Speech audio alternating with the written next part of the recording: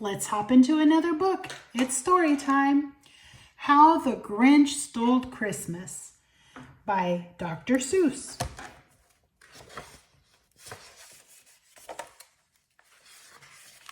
Every Who down in Whoville liked Christmas a lot. But the Grinch, who lived just north of Whoville, did not. The Grinch hated Christmas, the whole Christmas season. Now please don't ask why. No one quite knows the reason. It could be his head wasn't screwed on just right. It could be, perhaps, that his shoes were too tight. But I think that the most likely reason of all may have been that his heart was 2 sizes too small. But whatever the reason, his heart or his shoes, he stood there on Christmas Eve, hating the Whos, staring down from his cave with a sour, grinchy frown at the warm lighted windows below in their town. For he knew every Who down in Whoville beneath was busy now, hanging a mistletoe wreath. And they're hanging their stockings, he snarled with a sneer. Tomorrow is Christmas. It's practically here. Then he growled with his Grinch fingers nervously drumming. I must find a way to stop Christmas from coming. For tomorrow, he knew, all the Who girls and boys would wake bright and early. They'd rush for their toys. And then, oh, the noise. Oh, the noise, noise, noise, noise. And that's one thing he hated. The noise, noise, noise, noise. And then the Whos, young and old, would sit down to a feast. And they'd feast, and they'd feast, and they'd feast, feast, feast, feast. They would feast on Who pudding and rare Who roast beast, which was something the Grinch couldn't stand in the least. And then they'd do something he liked least of all. Every Who down in Whoville, the tall and the small, would stand close together with Christmas bells ringing. They'd stand hand in hand, and the Whos would start singing. And they'd sing, and they'd sing, and they'd sing, sing, sing, sing. And the more the Grinch thought of this Who Christmas sing, the more the Grinch thought, I must stop this whole thing. Why, for 53 years I've put up with it now. I must stop this Christmas from coming. But how? Then he got an idea, an awful idea.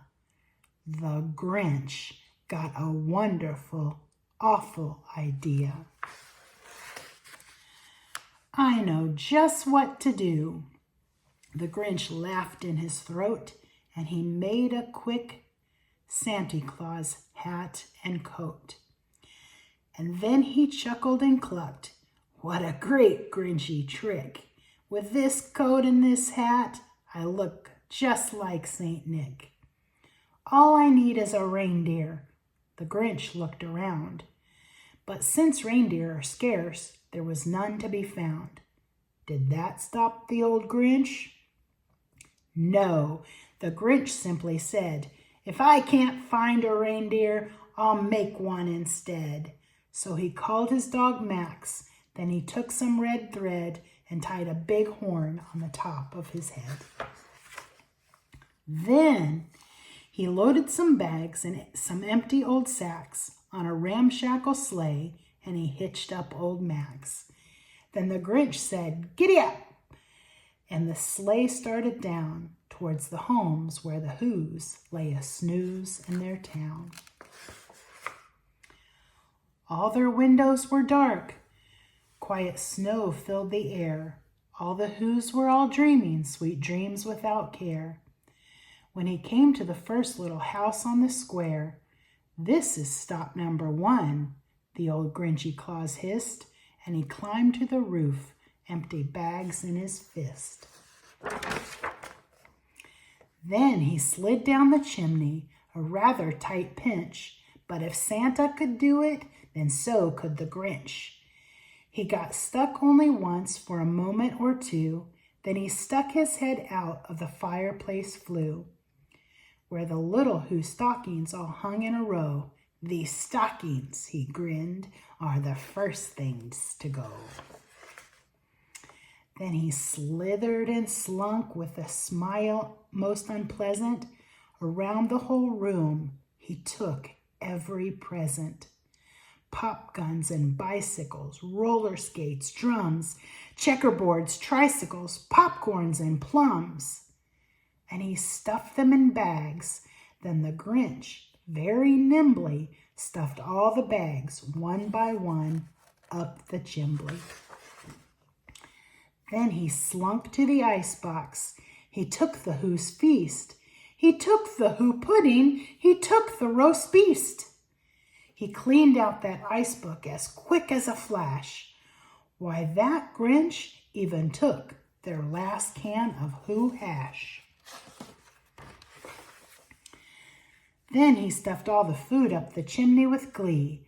And now, grinned the Grinch, I will stuff up the tree.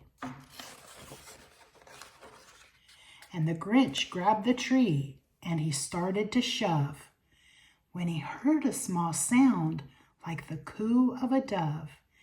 He turned around fast and he saw a small Who, little Cindy Lou who was not more than 2.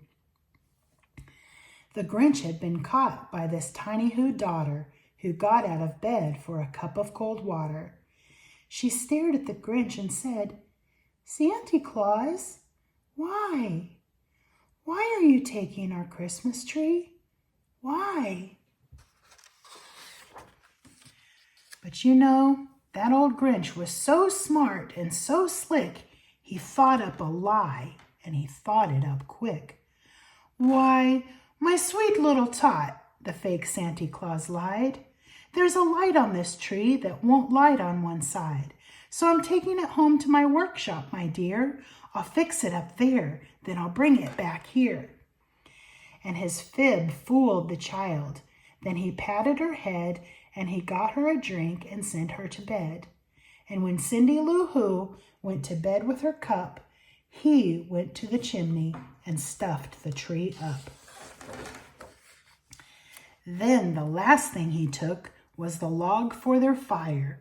Then he went up the chimney himself, the old liar. On their walls he left nothing but hooks and some wire. And then the one speck of food that he left in the house was a crumb that was even too small for a mouse. Then he did the same thing to the other Who's houses, leaving crumbs much too small for the other Who's mouses. It was 15:15 dawn, all the Who's still abed, all the Who's still a snooze, when he packed up his sled. Packed it up with their presents, the ribbons, the wrappings, the tags and the tinsel, the trimmings, the trappings. 3,000 feet up the side of Mount Crumpet, he rode with his load to the tip-top to dump it. Pooh, pooh to the Who's. He was Grinchlishly humming. They're finding out now that no Christmas is coming. They're just waking up. I know just what they'll do. Their mouths will hang open a minute or two. Then the Who's down in Whoville will all cry, boo-hoo. That's a noise, grinned the Grinch, that I simply must hear. So he paused, and the Grinch put a hand to his ear. And he did hear a sound rising over the snow. It started in low, then it started to grow. But the sound wasn't sad. Why, this sounded merry. It couldn't be so. But it was merry, very. He stared down at Whoville. The Grinch popped his eyes. Then he shook. What he saw was a shocking surprise. Every Who in Whoville, the tall and the small, was singing without any presents at all. He hadn't stopped Christmas from coming. It came. Somehow or another, it came just the same. And the Grinch, with his Grinch feet ice cold in the snow, stood puzzling and puzzling. How could it be snow? It came without ribbons. It came without tags. It came without packages, boxes, or bags. And he puzzled 3 hours till his puzzler was sore. Then the Grinch thought of something he hadn't before. Maybe Christmas, he thought, doesn't come from a store. Maybe Christmas, perhaps, means a little bit more. And what happened then? Well, in Whoville they say that the Grinch's small heart grew 3 sizes that day. And the minute his heart didn't feel quite so tight, he whizzed with his load through the bright morning light.